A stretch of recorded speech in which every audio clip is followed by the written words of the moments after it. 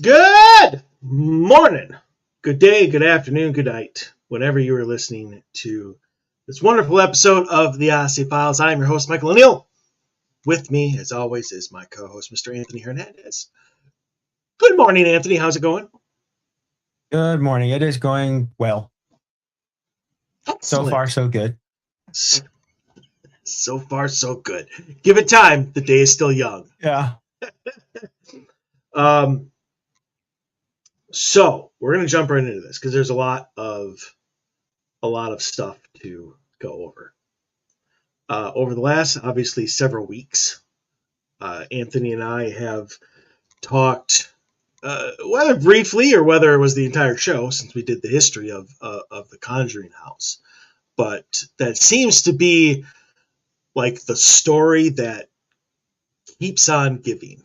Like every week, there's a new update to that story, and we haven't been able to cover it for the last couple weeks because obviously we were off for 2 weeks, and then we had Ken on last week, so I was going to take the time away from him. And so now it's like the stuff that I wanted to talk about 3 weeks ago is now like obsolete. And like it's not even important anymore.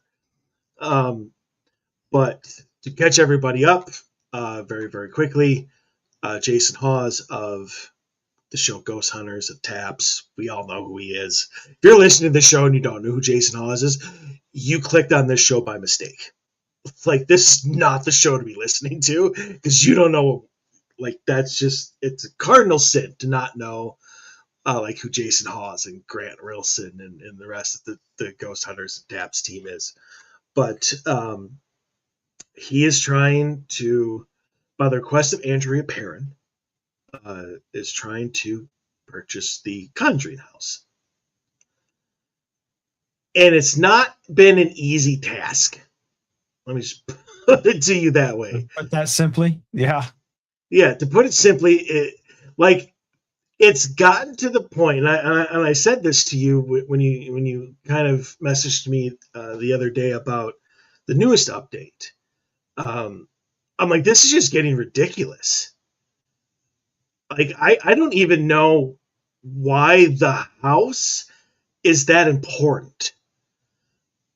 Like, it seems like, did somebody find like a is it where One-Eyed Willie's treasure is? Like, there has got to be something more to this house than just it being a haunted location, because people So, are fighting tooth and nail over it.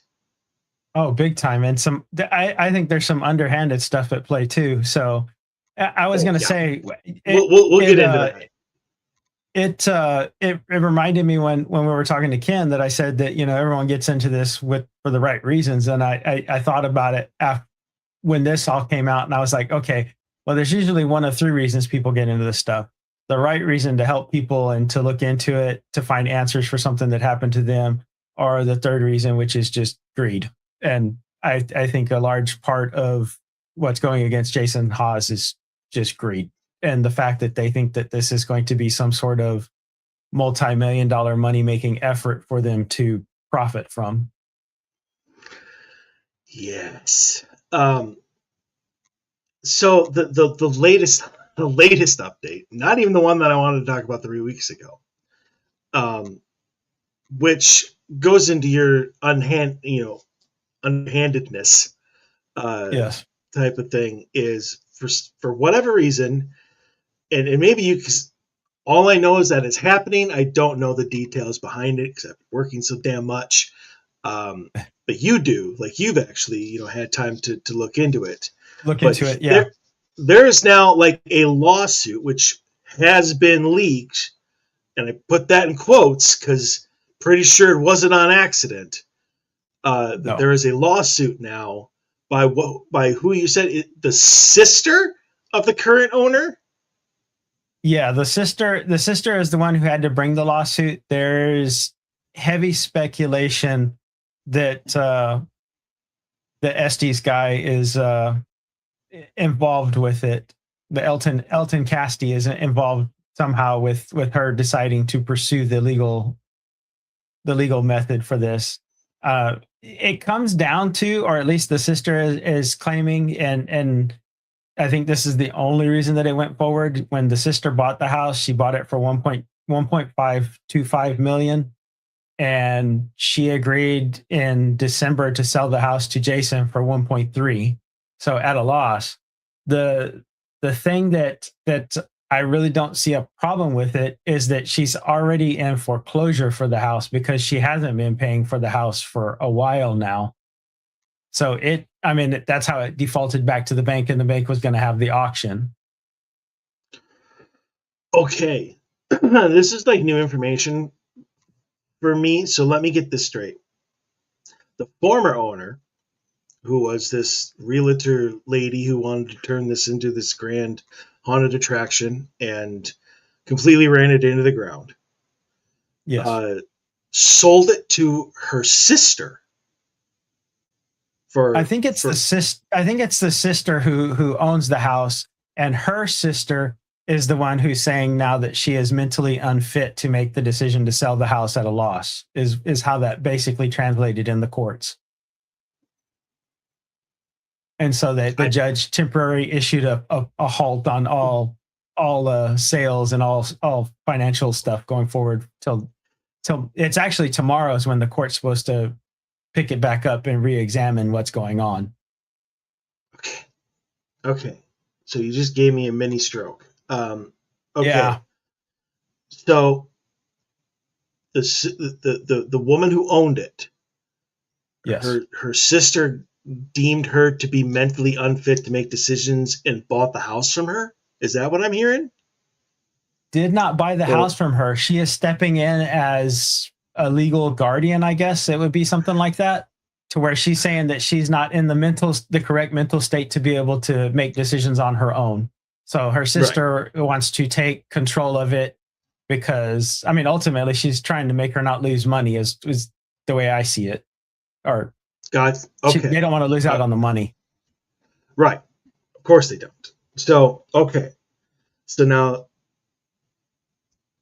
house is in foreclosure because nobody paid for it. Yeah. Elton, who, if anybody who doesn't know him, we'll get into him later, or at least what he's associated with directly, bought the note, as we know, and now it's like Elton and the sister versus Jason for control of this house. Correct. And so, what does the lawsuit, which includes Jason, actually like? What is it about? Like, is it like custody? Is it like a custody battle now for a house or what? Pretty much. It's sometime in December, or it was probably, I think it was maybe before that. But Jason went to her when, I guess, when the Warrens, when she went to Jason and asked Jason to buy the house, and she made an agreement to sell it for the 1.3 million. Yeah, the 1st of December, and the first part of December, she made an agreement to let Jason pay 1.3 million dollars for the house and take it over. And apparently the other sister found out about this, and all of a sudden she's making it a big deal and filed the lawsuit against Jason, saying that he was trying to take advantage of her because she's not in a mental state to make these decisions. I see. Okay. Yeah. Okay. So the lawsuit is my sister's crazy, and this guy took advantage of her. Therefore, the deal should be void. Correct. Even though she was going to lose it all anyway. Okay. All right. Because I honestly, I mean, I didn't know what it was. I thought it was going to be, like defamation of character or something, stupid like that. But like usually now when it comes to these like frivolous type lawsuits, and I don't see how you can fight this. Because you would, I mean, the only way to do it is you would literally have to prove that your sister is insane. Like Correct. you can't Yeah. you can't just go to the court and be like, I don't agree with my sister's decision to do this. Therefore, she shouldn't have the ability to make that decision. Like that's not a legal argument. No. And like I said, I don't know what the legal standing is for it because it sounds, I mean, I don't know what judge heard this and was like, she's already defaulted. They were already going to auction it. I don't know how you get to the point where it's like, okay, well, she is obviously not of sound mind to try to cut her losses, sell it for 1.3 million and not be 1.5 million in the hole to whoever holds the debt. Because I mean, that's essentially what it is. Didn't you say they paid 1.25 for it? 1.525 for it, yeah. Oh, 1.525. Okay. Yeah. Because you're like, I thought you said 1.25. Then you're like, you're selling it for 1.3 million at a loss. And I'm like, wait, that doesn't make any sense. No, it's at a loss, but I mean, it's also she did when she bought the house, she's done no upkeep, no repairs, I mean, it's in worse shape than when she bought it.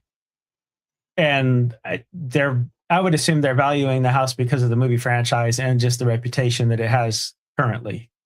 Oh yeah, absolutely. Perceived value, I believe, is what they say with that one. But yeah, wowza. Like when I originally heard about this, I thought that it is a frivolous lawsuit. I mean, they're throwing knives at a board and hoping that one of them will stick at this point in time. But I mean, it seriously has gotten to the point where it is just ridiculous. Because I mean, right now the home is not being used in any way. Like people aren't still buying ability to tour or anything like that. It's just sitting empty. Yeah, it is essentially shuttered and closed to the public. And from just the initial readings and stuff about it, it is in need of repairs. So like, even if you wanted to have people in the house, you'd probably have to have some work done to the house in order to make it decent enough to actually try to stay there or be in for a long period. Cause I believe it has leaks and it just didn't need to repair because she didn't keep up with it. And I mean, it's a historic house in and of itself. So if you don't keep up with it, it's going to go into a bad state. Well, right. There's a couple places. I mean, I don't know this for a fact because it was by word of mouth by people in the area and people who just kind of told me. But there's two places here in Minnesota that one is very popular because Ghost Adventures went there. Nopamine Sanatorium, whatever you want to call it, up by Duluth.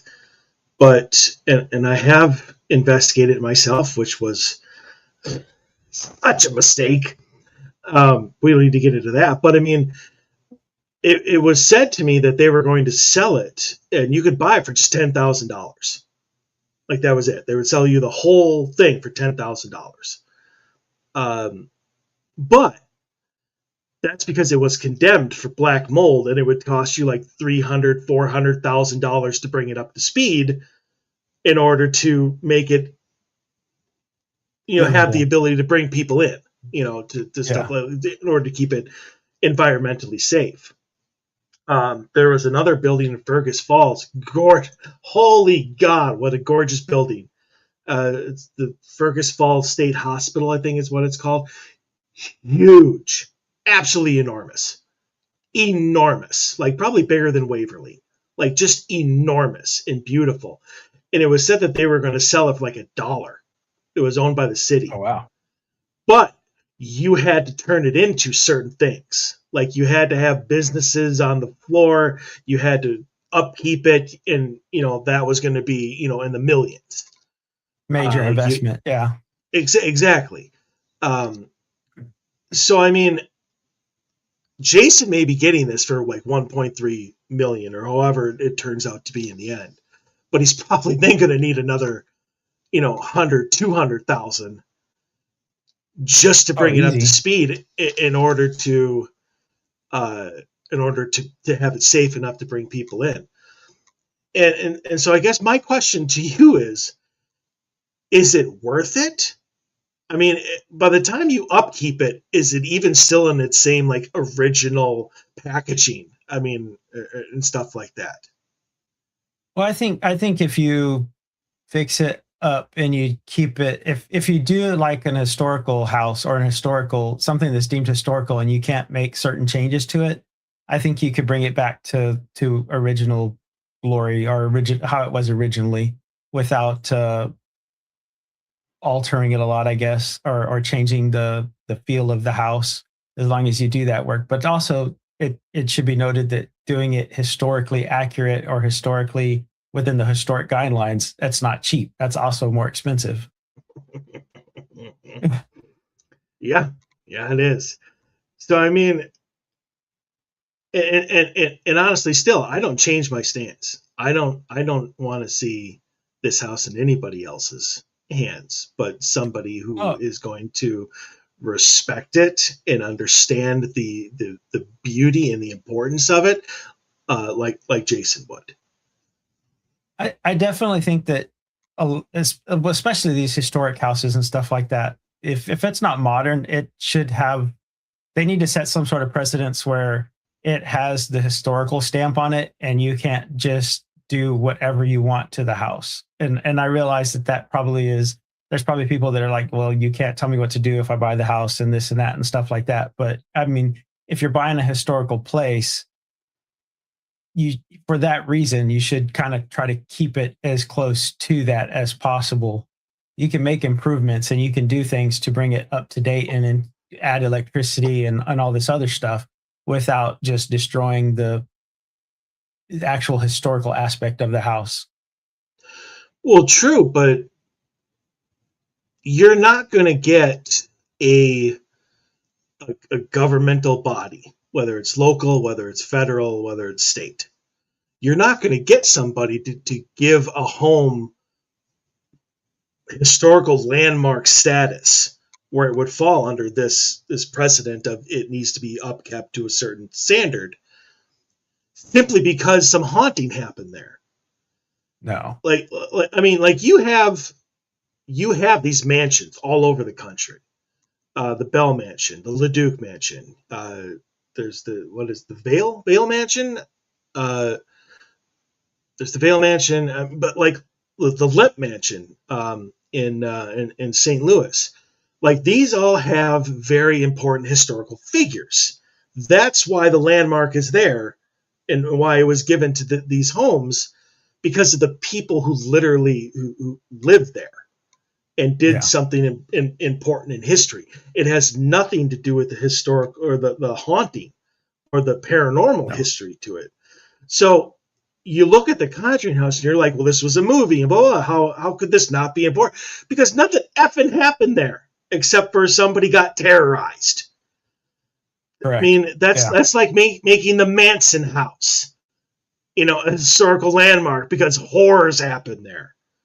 Although Which those I were think all. physically, Yeah, I was gonna say I think they tear those houses down for the most part, but yes.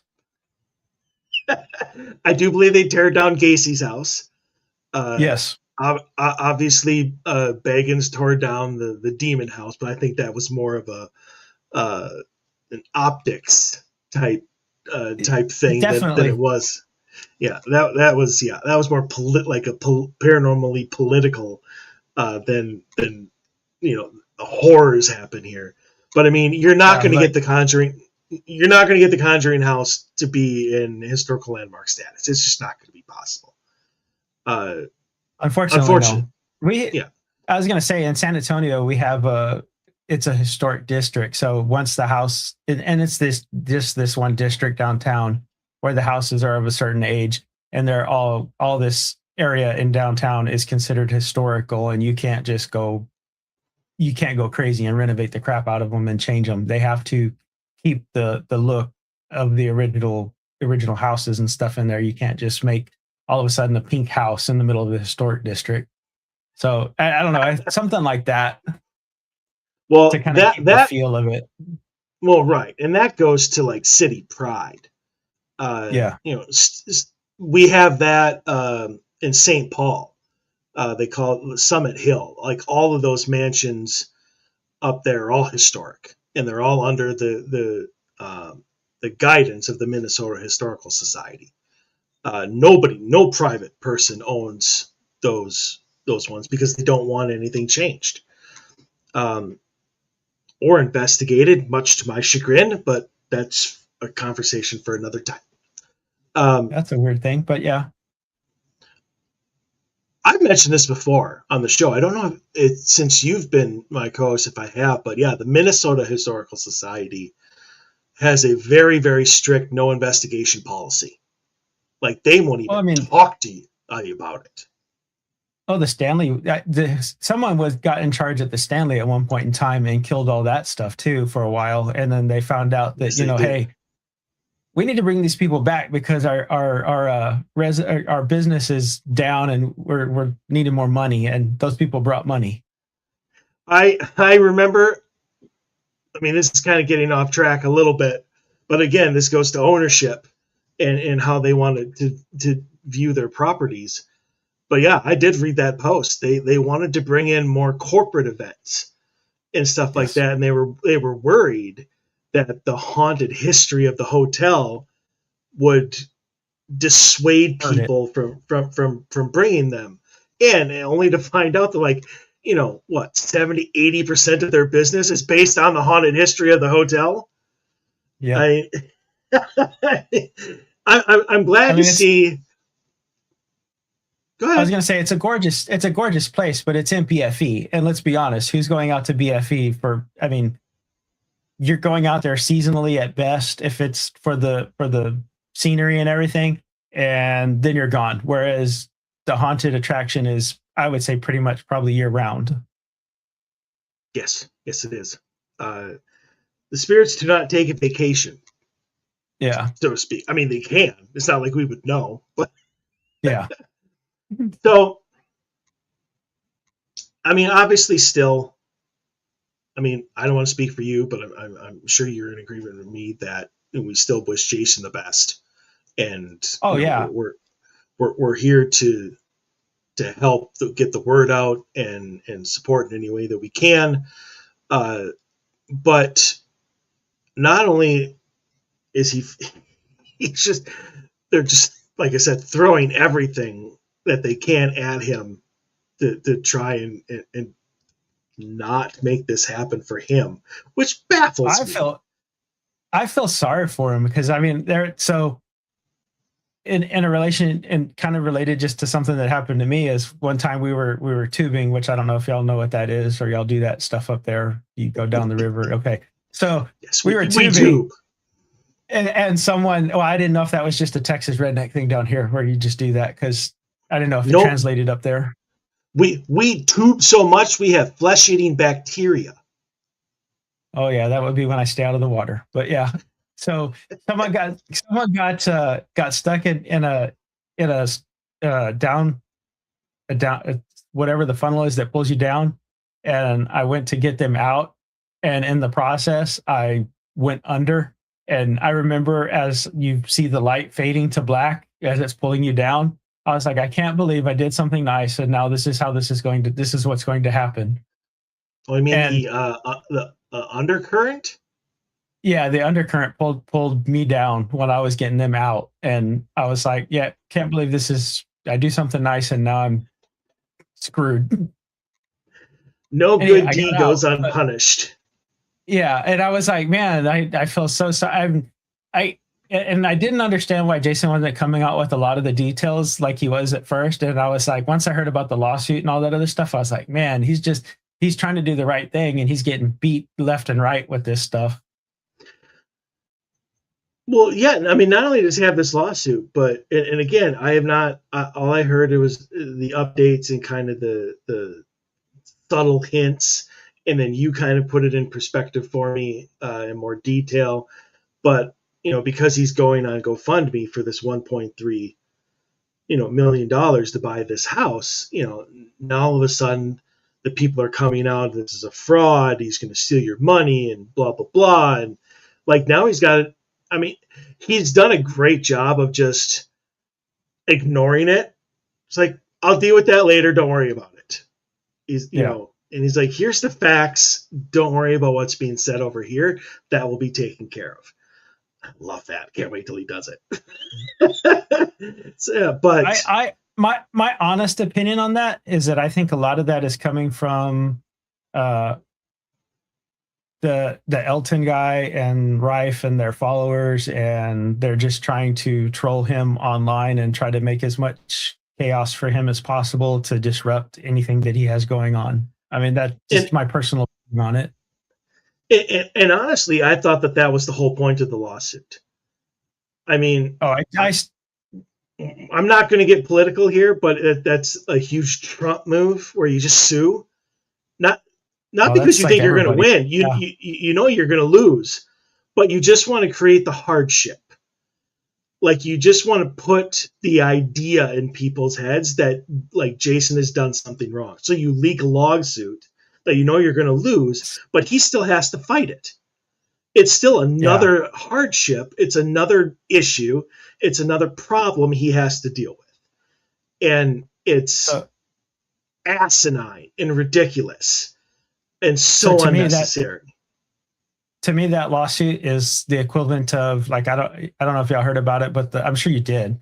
The lady who spilled the hot coffee on herself at McDonald's and sued him and won. And it's like I was like, if I was a judge, I would have been like, get the hell out of here. Of course, coffee is hot, and don't put it in your lap and drive with it. You're stupid. Next, but Yeah. they did It's the same thing recently down here too. Again with another franchise that hot food was hot, and now they actually have to put the stickers on there, and it's like you people are. I just don't know what to say about this, and why they even accept these lawsuits the way that they are.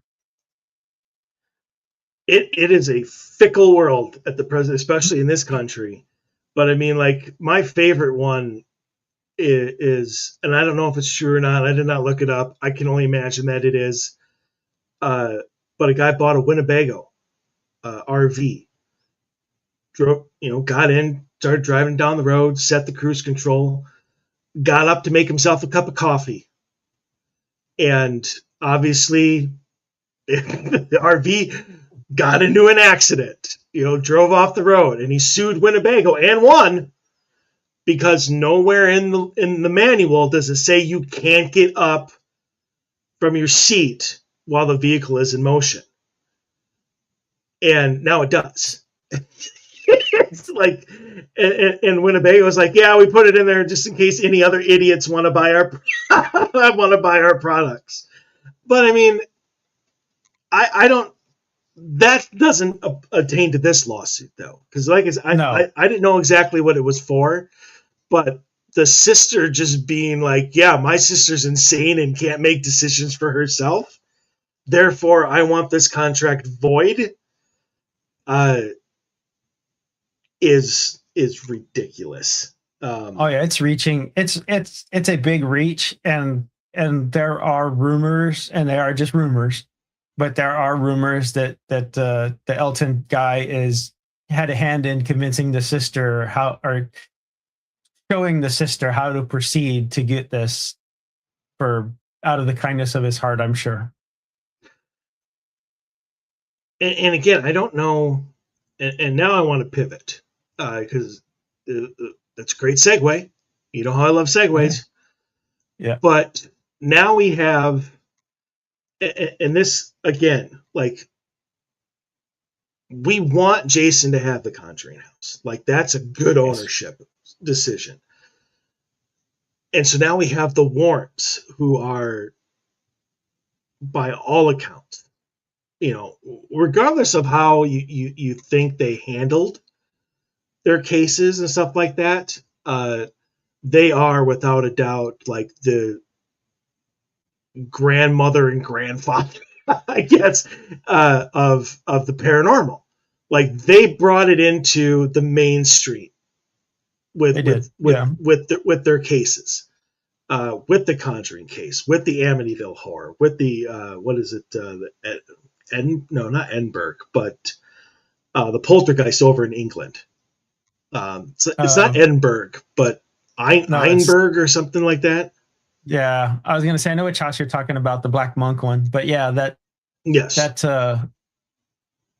yeah, I don't think we would be where we are today if if it weren't for the Warrens and them bringing it to the forefront and to giving it the attention that it's gotten. I mean, there were others who's done equally important things, but I think they're the ones that really pushed it into the spotlight more. Yes. And honestly, that might have been one of their goals. Um, you have parapsychologists and stuff like that were around at that time. Um, what is his name? Hans Holzer?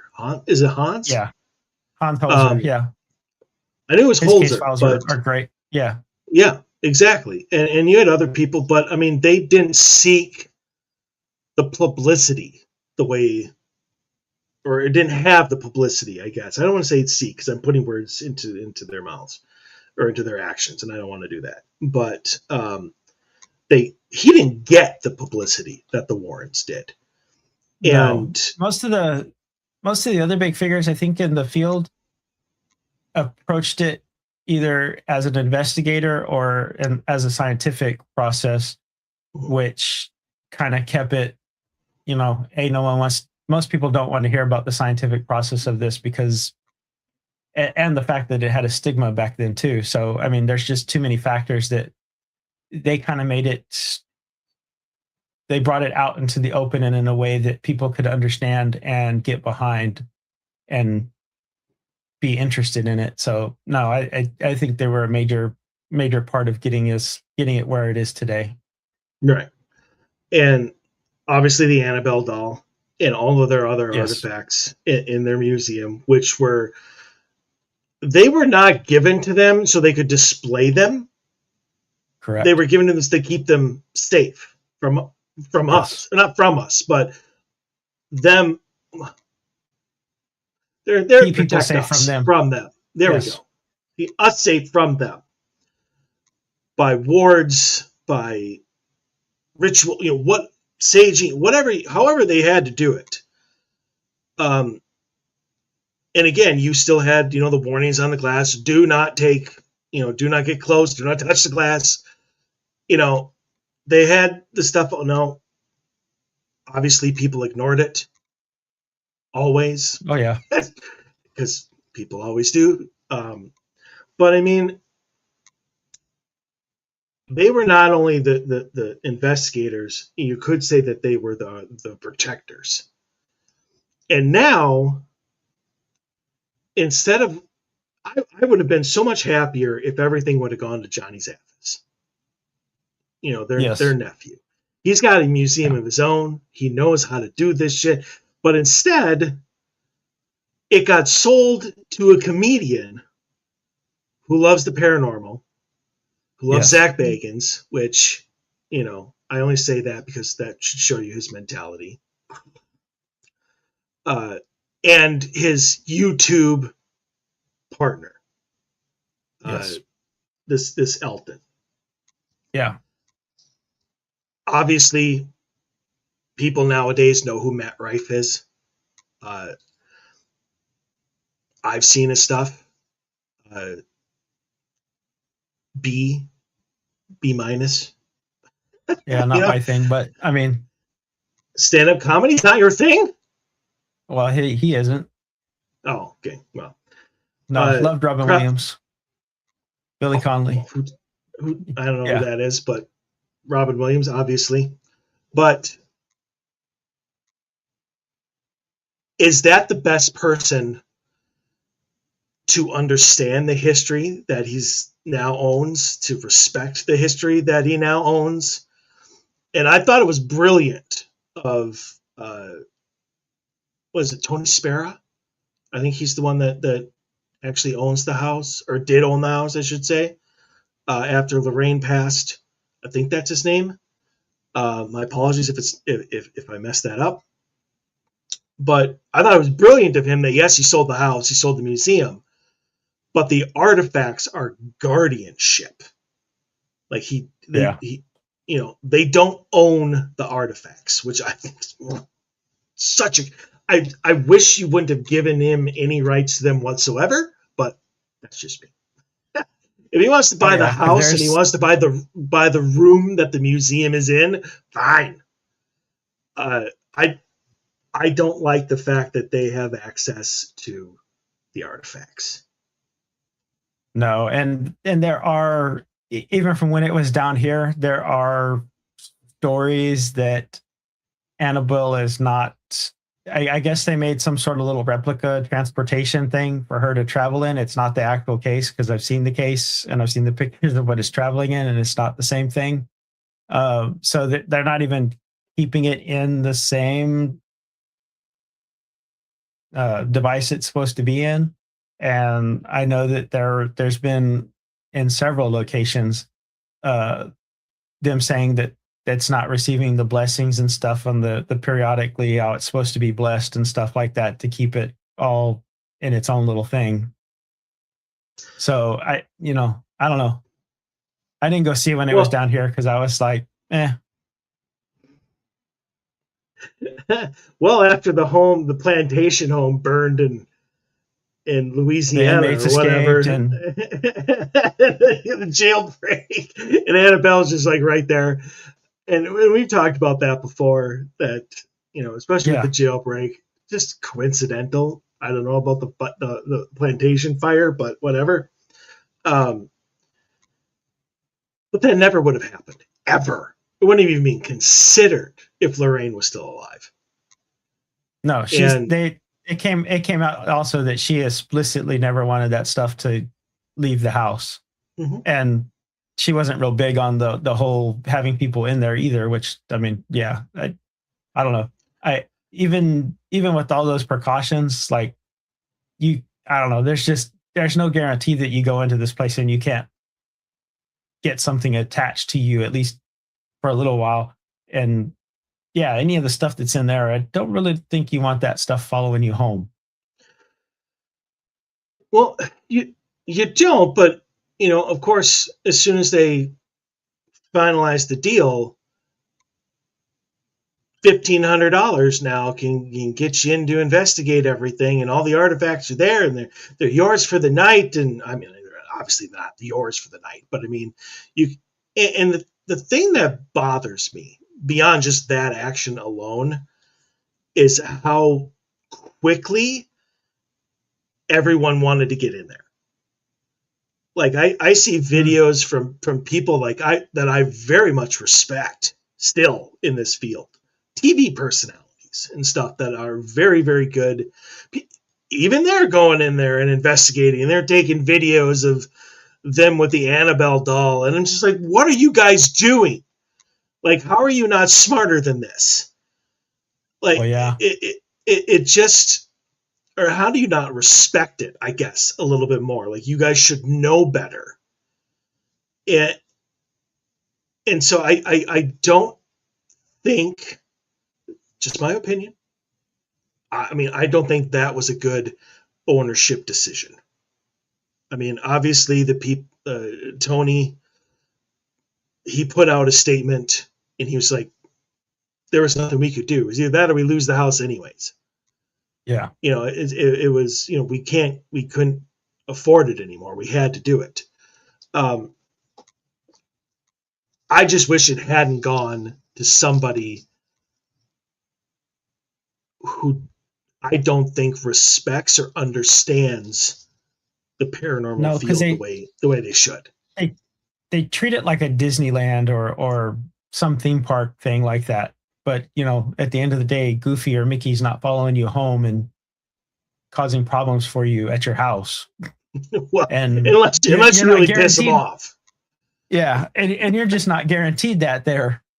I mean, any I'm haunted place you go, like I think a lot of people, the tourism side of it, or I guess the thrill seeking ghost hunting type stuff, like a lot of people don't truly appreciate the risks that you could be putting yourself into those situations.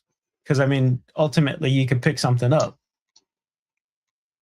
true, but you ask probably any person that owns any sort of haunted property for money, Like that's the whole, their business. Like that's the whole reason they bought it, was to make money off of it. You Oh ask yeah. any of them that question as to, how, and they'd be like, people can make their own decisions. I just give them Oh yeah, they're access. cashing the checks. I just give them access to it. What they do is their own issue. Like that's all they're going to say. But to me, and everybody who's listening to the show needs to understand that I am looking at this as an investigator, as somebody Yes. who has been investigating for. I'm not looking at it as a fan, or as somebody who turns on the TV and can't wait for the next episode of thank goodness it was canceled, but like Kindred Spirits. I don't do it anymore. I can't watch that garbage anymore. It's gotten way, way, way too Hollywood. Like everything has to be some sort of trend or niche, and it really doesn't. No. So I don't look at it as I understand the need to make money. Who doesn't? But you can still do it and respect the building, respect the history, and look out for your people who come there. Like you can safeguard shit. Just like the Yes. Warrens tried to do with their museum. They're like, okay, you can come in, you will do tours. But like every single glass has instructions on what not to do. Like, let me And just sit Annabelle on my lap and take a picture. What harm could that do? Yeah. yeah, I mean, could you imagine how many people? I mean, if it's true, I don't know if it's true or not. If it's something that they just wanted to put to make it look. But Robert the doll. Do not take pictures of Robert the doll. Well, here's my camera phone. I mean, everybody. It's right there in big. They'll even put it in the photo. Do not take photos of Robert the doll. Here's my photo of Robert the doll, and the thing that says "Don't do Robert the doll." Well, it says you have to ask permission first. Or Because you if you don't ask ask permission, permission.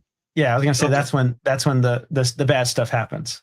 I was Right. like, if I would go see Robert the doll because I think it's interesting, and it's not really supposed to be demonic. But I would also not take his picture without being like, is it okay if I take your picture? Because I don't want to tempt fate. That's like the people who pick up It, the lava rocks in Hawaii and then have bad luck after that. Now, is it in their head or is it because of I couldn't tell you which is which, but I wouldn't do that either.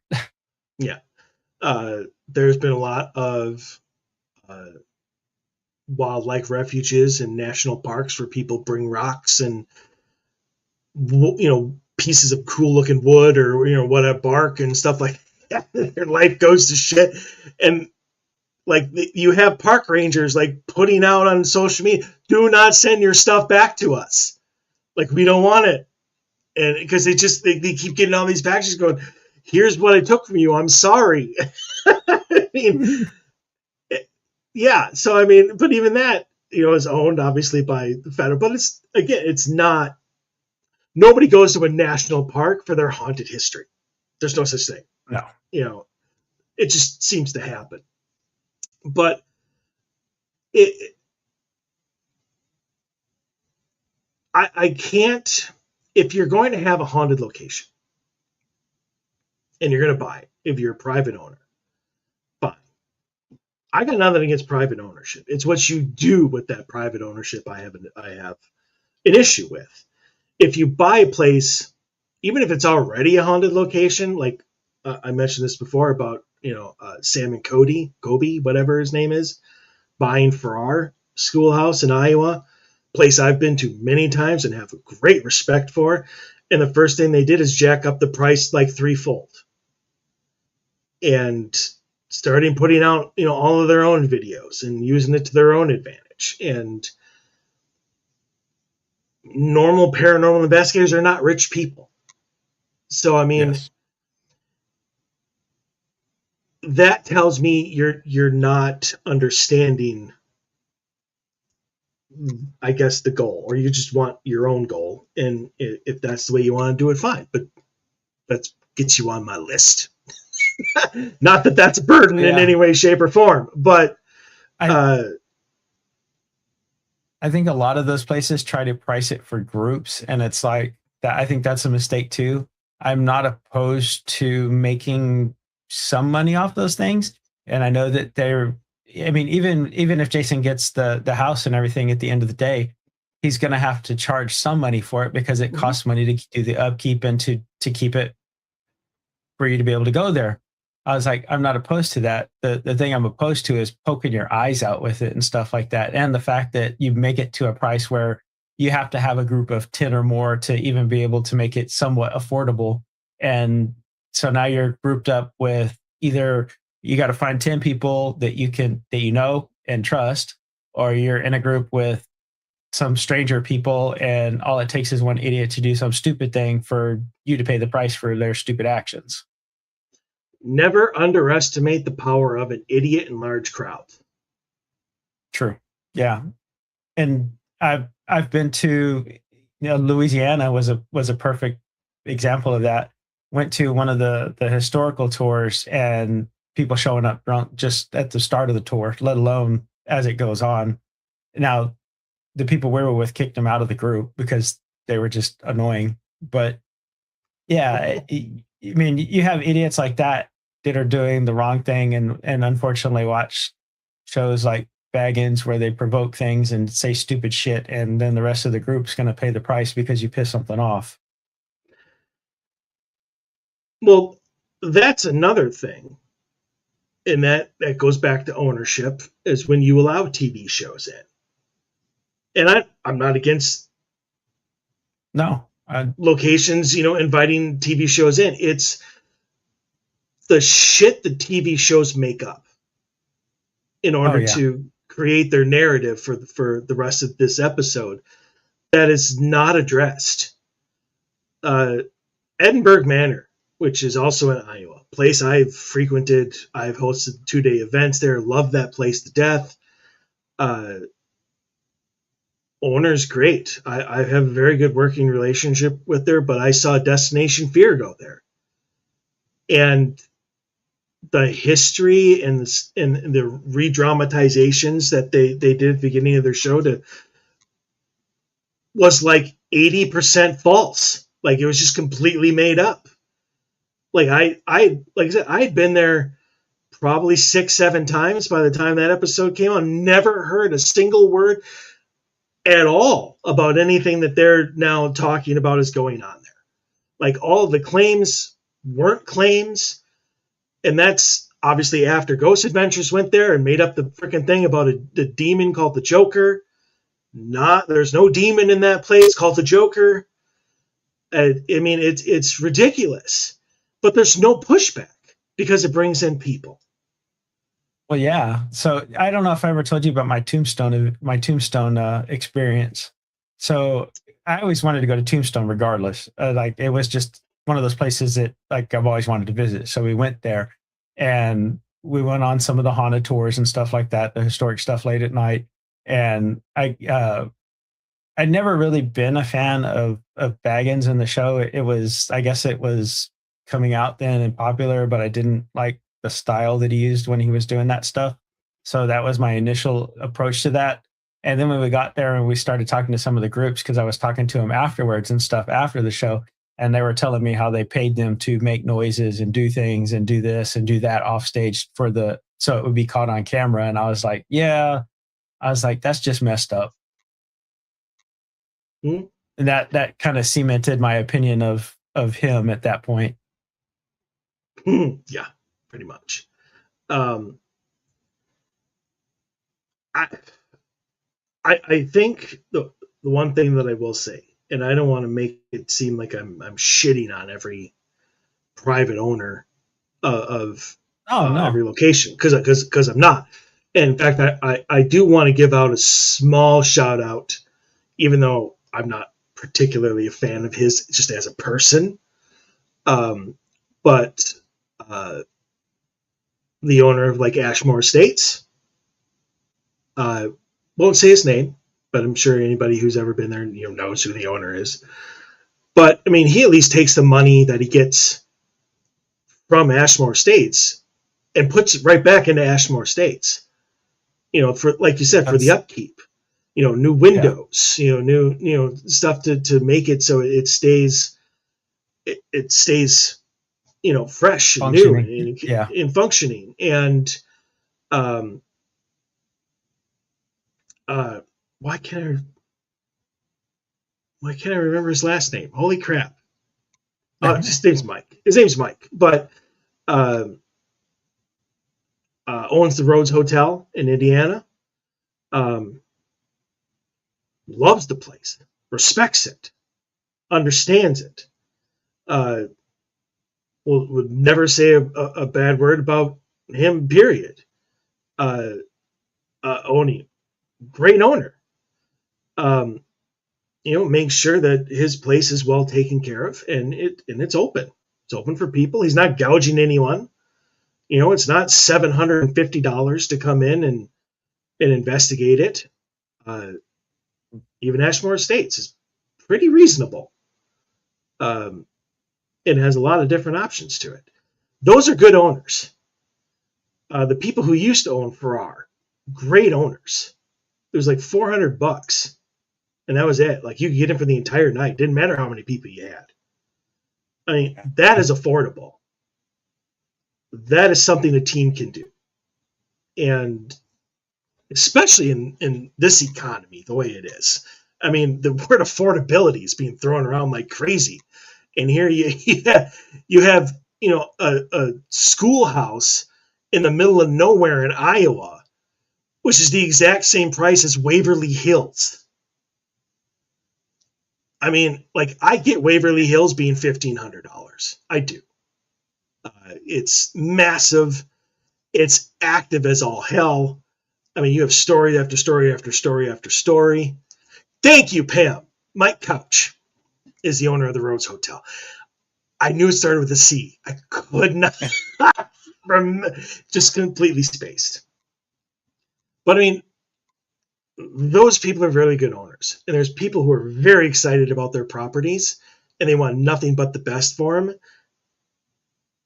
Love you guys to death. Keep up the good work. That's I was gonna say that's the thing with the people who are poking people's eyes out right now with that stuff. Like, I don't know if they don't realize it or not, but if they actually made it more affordable and more reasonable, they'd probably have more people that show up rather than the handful that could actually afford the prices that they're charging for that. Because like Yorktown down here, that's like $1,500 for like dusk to dawn type thing, and they have, last time I saw it, they had put $0 into fixing broken windows or anything like that. It's like you get access to it, and it is what it is. And just well, sad. I mean, it is, and I think one of the reasons for that is everybody wants. I guess you could say that my main issue here, just in general, and it's been my issue for years, and I've talked about it on the show many, many times, is I hate. I get that it is, but I hate the fact that so many people view the paranormal as entertainment now. Oh yeah. Like, that's all it is. It's entertainment. And that's what these people are banking on. And sometimes it works, unfortunately. There are Right up until probably 10,000 paranormal teams in this country, maybe 100,000. I mean, there's like freaking 10 just here in the Twin Cities. I mean, that's not even counting the state. So I mean, I can only imagine how many people and people go miles in states in order to do these things. I mean, I rented an RV and did 2 days at Virginia State Penitentiary, or West Virginia State Penitentiary. There we go. But again, great owners. It was for the size of the building, the prestige of the building, the history and the claims behind it. It was worth that price. I can see it. Yeah, because they weren't. There's places that I've gone that were like that. Yeah, and the people who ran it, they weren't private. I don't think. Pretty sure they're not, because they had like an office and stuff. But they did tours. Like, they would take you. They would tell you everything that you needed to know. about that place before you ever even started investigating it. And it was done, and it wasn't even, yeah, here's where somebody, got their head chopped off and now you see a headless horseman, like, or a headless person. Like, no, it wasn't even like that at all. It was, here's the history of what happened. Yes. And And that's it. honestly, it could be just me because I like the history of things, but I think any of the really good places are going to give you the full history of the place on top of here's the haunted things, or here's the stuff that's supposed to happen, or here are these things that are supposed to have transpired or took place here. Not just, okay, here's the spooky shit, go to town. Um, I mean, I think that brings us to, I mean, because we're running out of time here, but I mean, we can go over, we can do whatever we want, but um, the difference between private ownership and like historical society ownership, the people who it's owned by the state, but it's run by the historical society. Yeah. And I mean, who do you think? I mean, it's going to depend on the property. It's going to depend on the historical society because it's, again, no matter what, it's run by people. And yeah, because I mean, people.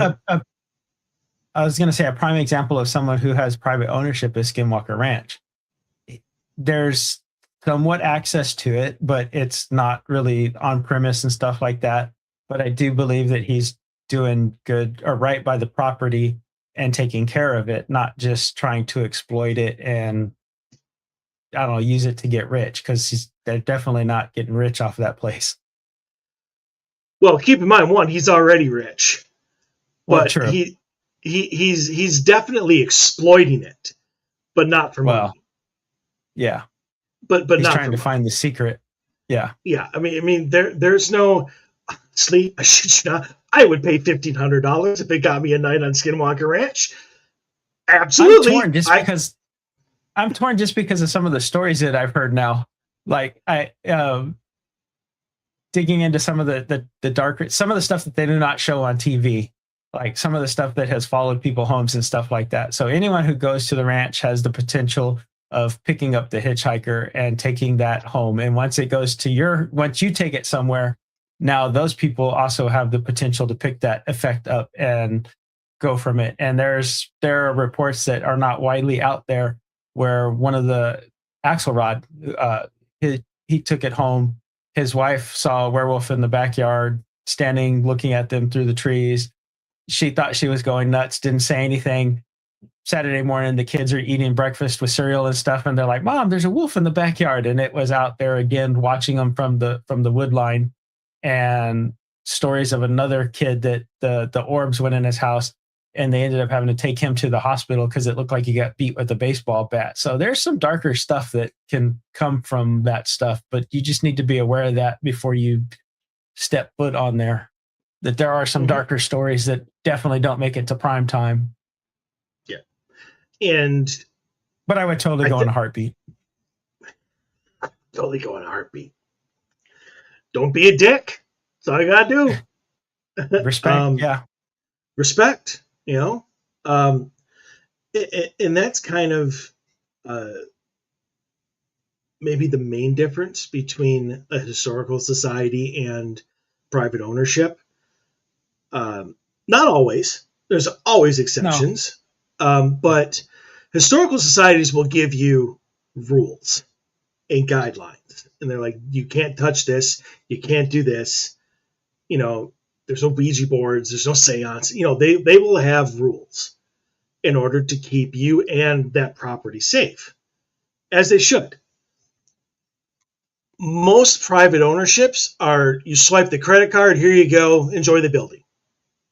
Whatever you want to do, go ahead and do it.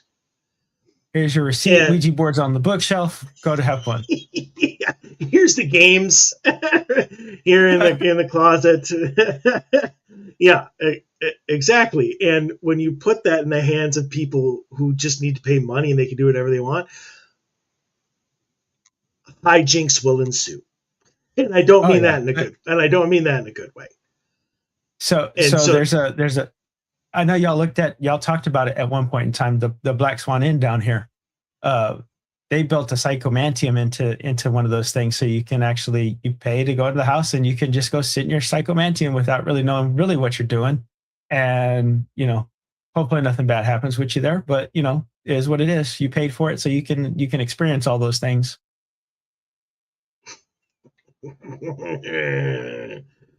Yeah, and that's just not understanding, what it is. Yes. That is putting stuff there specifically for entertainment.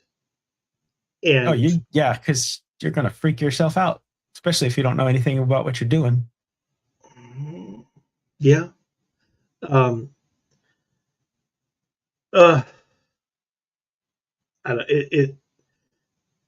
it's difficult, but I think that sooner or later, probably more sooner than later, unfortunately, you're going to see a massive shift in haunted location ownership. And it's going to be done by YouTubers. It's going to be done by comedians. And it's not needed. Like, honestly, No. does Sam and Colby really need the Conjuring house as well as the Farrar Schoolhouse? No, they don't. They want it. They want the prestige of having that under their belt. This is ours. And you mean Reifman? Yeah. They actually they did want it too, but they bowed out when they saw exactly. Well, yeah, exactly. When they saw Andrea Perron wanted, and I'll give them credit. I'm not a big fan of theirs, like at all. I don't like what they did with Farrar. I know Pam doesn't mind them at all. And I trust Pam. I've not seen any of their stuff, nor do I want to. I just hear word of mouth. I will give them credit that they posted the video. They said, we were interested in this. Andrea wants Jason to have it. We're bowing out. Like, that's I did think that was good on them. I would like that. Like that level of, that's colleague respect as opposed to location respect. But I looked at that video and where it was really nice. I was like, what? What are you even going for that for? Like, what do you need it for? You don't need it. You have Farrar. Nobody needs just two like Pokemon, flipping you gotta locations. collect them all. Yeah, well, that's what it is. And now I can't wait till like Myrtle's Plantation goes up for sale. I can't wait to see how many people go after that place. It's any well-known location now that goes up for sale. Yeah, because if they really wanted a haunted place, there's tons of places that are not on the beaten path and are not in the public eye that are definitely haunted.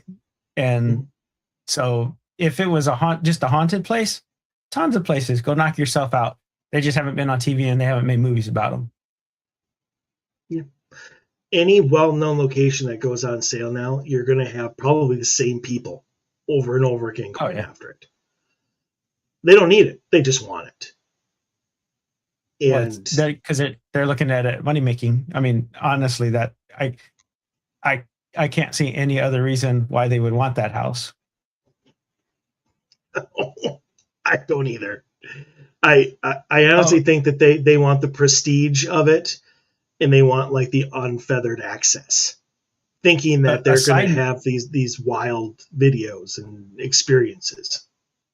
A side note: they had the owners of the house that's right beside the Warren or that Warren house that was having activity and stuff in it as well recently too. That was I want to say it was Gates that went there to that one, and they were having voices and stuff that they thought, because it was originally the original property that was on the property as well, but now since modern times, of course, it's been sectioned off, and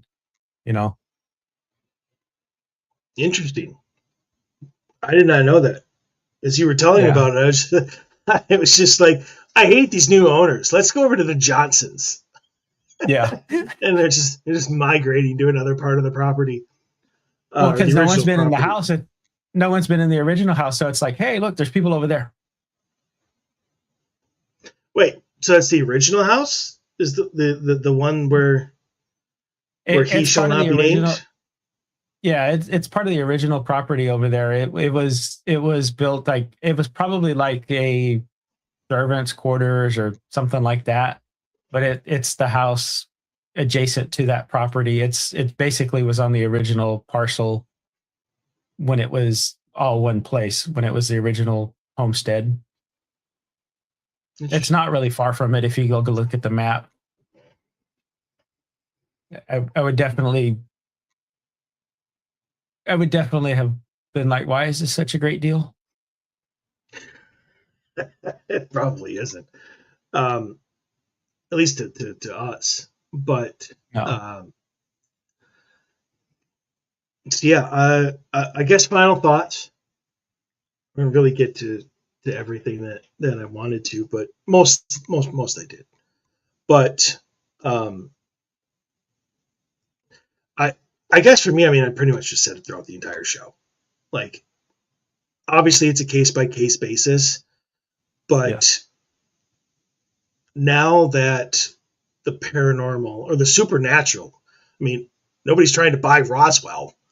Nobody's trying to buy a huge, thicket of forest so they can go search for Bigfoot. So let's not even put paranormal. Let's just put the supernatural. The Yeah. supernatural is such a huge thing now that that's where the money is going, and where the money There's goes, the greed is there, the need for profit is there. It I don't like where things are going when it comes to that. And again, I'm speaking as a paranormal investigator and what I see. For I those of think you who it's are, no, I was gonna say I think the people that are doing it for the wrong reasons, like don't take it. I mean, and this is of course if they even go to the property, because they could just be like, we bought it here, run it, make money off of it, whatever. But I was gonna say I don't think that I'm wondering if some of these people are being watchful for long term health effects or any sort of issues that could be cropping up like that. Because I doubt that the people who are buying it just for the money are actually monitoring for stuff like that. Any of those warning signs or any of those the hazards that show up that you should be like, hey, pay attention to this before it gets worse. that's why you have to sign a liability form, so you don't have to worry about stuff like that. The There's, owners, though, well, the owners do. I mean, but I'm assuming that anybody that goes into the Warrens house, especially the museum, probably has to sign like a 6-page liability form. That makes it so their decisions and their consequences of those decisions are all theirs. And I mean, like they the book that you would sign for swimming with great white sharks in the shark tank, which is perfectly safe and the shark can't get into. yeah. When it looks like a screenplay for the next Mission Impossible movie, Yeah. you might want to rethink. Because if there's that many issues, you're probably gonna either that or you're just crazy enough to look at something and be like, I'm gonna have a good night. I mean, uh, most of the people I, don't I want will to. I will say, just to skip back to Skinwalker, one of the things, like the people, because you figure that there's going to be people that go to these places that are like, well, I don't believe something's going to happen to me and stuff like that. Oh, They say always. one of the things at Skinwalker is people who've gone out there and crack jokes and make fun of it and think it's fake are the ones that end up finding out it's very real and very can be very damaging to you. Yeah, I, I don't know if I'd be able to not crack jokes, but it wouldn't be like at their expense. It would just be in No. general.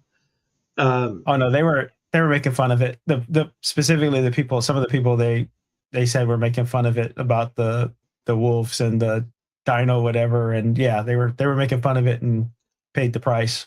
the main joke that I would make is everything would be weird like that. That would be my thing. It'd be, everything they said, like over there, that this happened. I'd be like, that's weird. That's weird. Weird. Which there just means normal. That's normal. Well, you gotta say it like Travis does, because he just says it Oh all the yeah, time. That's weird. That's it's weird. weird. Shouldn't happen. That's impossible. No, it's not. But I digress. So yeah, your final thought. I wish Jason the best with this stuff. I really think there's some underhanded and dirty stuff going on to try to get ownership of the house. And I mean, unfortunately, there's probably not going to be anything that gets proven by it unless the judge denies all their stuff, which I would think he would. And the sister finally comes clean about what's going on with it, because I mean, I really don't think, I mean, I don't see why she is involved as she is unless she is getting something out of it. And I the only way that happens is for those rumors to come around and be true, that there's some dirty politics going on and some people trying to grease the wheels to take ownership and get it out of any sort of legal issues.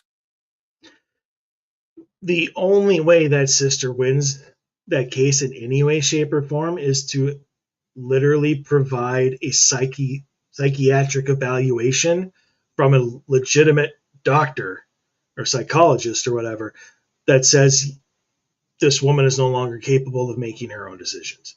And as crazy as that the former owner is, and just everything that she did, I think she can make her own decisions. Like Oh yeah, she's weird. she is. And I mean, weird doesn't make you crazy, but yeah. And I Yeah, think, like I said, either way, the house was in foreclosure. She was going to lose it all. You at 1.3 versus 1.5, like you know, take the loss and move on with your life. But yeah, I yeah, that's all I got. Um, it's a tricky subject. Like I said, there are some very, very, very good private owners. Historical societies are usually pretty good if they let you in at all. Uh, yes, and I guess I wish everybody the best. I mean, we'll continue to talk about Jason's journey, and give you updates and stuff like that if you're not getting them yourself. So stay tuned for that over the next couple of weeks. But Christmas is right around the corner. So yeah. next week, Anthony and I are going to do the Odyssey Files is traditional Christmas show. This will be your first one as host. Yeah. We're going to be talking about kind of they're traditional, but like they're smaller. Like I know Dave and I last year did like cultural traditions. This The is more going to be like, obscure. yeah, the more obscure stuff, the stuff that we all do every year, but don't really Know care. why? Well, know why, but care. Like why do we kiss under mistletoe? Like I really want to talk. I really want to find out like the origin story to that. But nobody thinks about it. Nobody looks at mistletoe and is like, huh, I wonder why we do that. No, they're like, I want to get smooched right now. Let's Yeah. go. Yep.